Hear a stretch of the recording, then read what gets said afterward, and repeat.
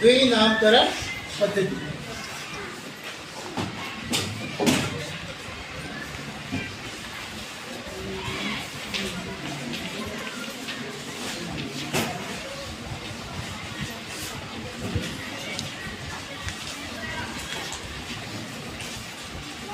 द्विनामकरण पद्धति। और ये द्विनामकरण पद्धति किसने दिया था? Carolus Linnaeus.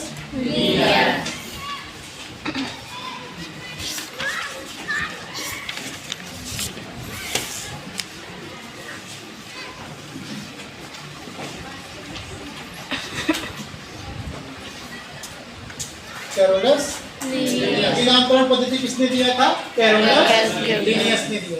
तो द्विनामकरण पद्धति की आवश्यकता क्यों पड़ी, इससे पहले मैं आपको बता चुका हूँ। क्योंकि कोई भी जीव होता है, उस जीवों के अलग अलग क्षेत्रों के हिसाब से अलग अलग नामों से पुकारे जाते हैं। उदाहरण के लिए मैं आपको बताया था, मेढक हो गया, मेढक को क्षेत्र के हिसाब से अलग अलग क्षेत्र के हिसाब से अलग अलग नामों से जाने जाते हैं। पहले बताया था, छत्तीसगढ़ में हो आप, छत्तीसगढ़िया लोग बोलते हैं मेढक को मेचका बोलते हैं ना। और ज़्यादा आप डेवलप सिटी में जाते हो तो उसको क्या बोलते हैं? मेढक बोलते हैं। आप अदर कंट्रीज में जाते हो जहाँ पे इंग्लिश लैंग्वेज यूज़ की जाती है, वहाँ पे उसको बोलते हैं फ्रॉग। ठीक है। चाइना में जाओगे तो आपको अलग नाम सुनने को मिलेगा। इसीलिए कैरोलस लिनियस ने क्या किया? द्विनामकरण पद्धति बनाई, जिसमें जीव का सिर्फ क्या होगा? एक ही नाम होगा। पूरे दुनिया में किसी भी जीव का नाम क्या होगा? एक ही नाम होगा। क्लियर है? कैरोलस लिनियस ने बताया कि द्विनामकरण पद्धति में जीवों का नाम कैसे लिखे, जीवों का नाम कैसे लिखे। तो इसको जानने के लिए सबसे पहले हमें आना होगा उदाहरण। तो उदाहरण हम ले लेते हैं।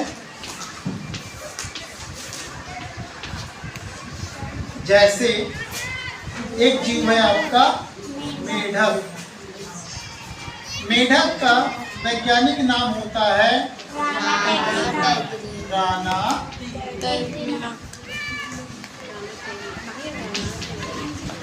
टिग्रिना। राना टिग्रिना।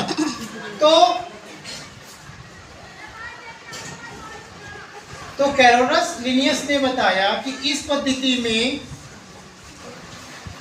जीवों के दो नाम होते हैं। जीवों के कितने नाम? एक जीव के कितने नाम होते हैं? दो नाम होते हैं। तो इसके अंतर्गत उन्होंने बताया कि जीवों के नाम दो नाम होते हैं, जिसमें पहला नाम वंश नाम होता है, या पहले वंश नाम लिखे जाते हैं, या फिर हम कह सकते हैं जीवों का नाम लिखते समय या किसी जीव का नाम लिखते समय दो नाम लिखे जाते हैं। किसी जीव का नाम कितने नाम में लिखे जाते हैं? दो नामों से लिखे जाते हैं। किसी जीव का नाम कितने नामों से लिखे जाते हैं? दो नामों से लिखे जाते हैं, जिसमें पहला नाम होता है वंश नाम और दूसरा नाम होता है जाति नाम। पहला नाम होता है वंश नाम और दूसरा नाम होता है जाति। तो यहाँ पे राना क्या है? मेढक का वंश है, और टिग्रिना जो है मेढक की क्या है? जाति है। समझ में आ गया? ये तो पहला रूल्स हो गया।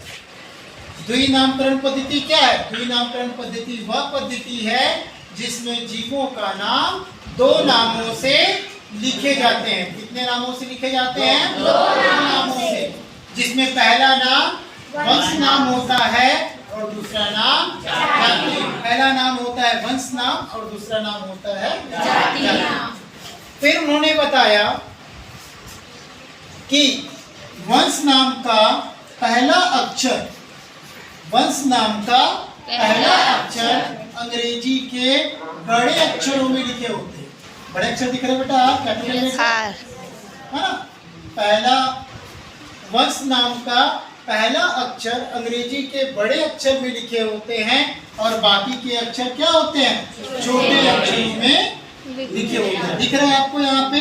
राना में आर कैपिटल है और NAA ये जो है स्मॉल लेटर में। तो ये समझ में आ गया। तो उन्होंने बताया कि वंश नाम का पहला अक्षर अंग्रेजी के बड़े अक्षर में लिखे होते हैं और बाकी के अक्षर छोटे अक्षरों में लिखे होते हैं। और उन्होंने बताया कि जाति के पूरे अक्षर अंग्रेजी के छोटे अक्षरों में लिखे होते हैं। क्लियर है, आपको दिख रहा है यहाँ पे? ठीक। उसके बाद उन्होंने बताया कि किसी जीव का वैज्ञानिक नाम यदि सीधे अक्षरों में लिखे हो, किसी जीव का वैज्ञानिक नाम यदि सीधे अक्षरों में लिखे हो तो उस नाम के नीचे लाइन खींच दी जाती है। उस नाम के नीचे क्या कर दी जाती है? लाइन खींच दी जाती है। नाम दो नामों से लिखे जाते हैं। पहला नाम वंश होता है, दूसरा नाम जाति। वंश नाम का पहला अक्षर अंग्रेजी के कैपिटल लेटर में लिखे होते हैं या कैपिटल लेटर में होता है और बाद के अक्षर स्मॉल लेटर में, छोटे अक्षरों में लिखे होते हैं।